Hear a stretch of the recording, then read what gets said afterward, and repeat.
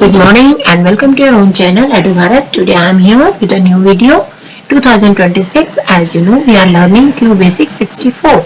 This is the programming language for the novice user, and now we will do your already simple program we have made. Now we will start doing the branching, or we can say condition. There are two types of branching, that means jumping statement. We can jump either by the condition or maybe without condition. So first we will do the go to statement. Okay, this is unconditional. So I have written the very small program I have taken, that is print my name is QB64. I have written one line. You can write anything. Then print this. I have written two lines. Then after that we have written the go to statement. Go to without gap. And we write here any number, that is variable here. No need to write the number. And whatever value we have taken here as a variable after colon sign, that we will write here. Then what you will write in that means a colon. So I have taken here a colon.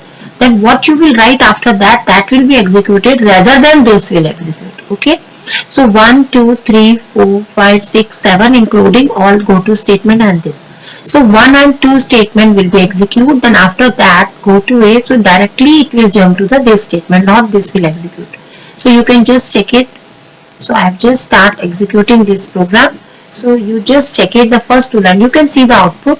My name is QB64 as I have written the first line, so that will be executed first. After that I have written I have been used by a novice user, that is also printed. After that go to, because I don't want to execute the third line here. I want to be jump from this line to this line. So what we have written, go to this A, then A. What I have written, hi, welcome in 2026. So this is the programming we have learned. Go to statement. After that we will do the conditional statement, if statement and the loop. Thank you. Have a nice day. Bye.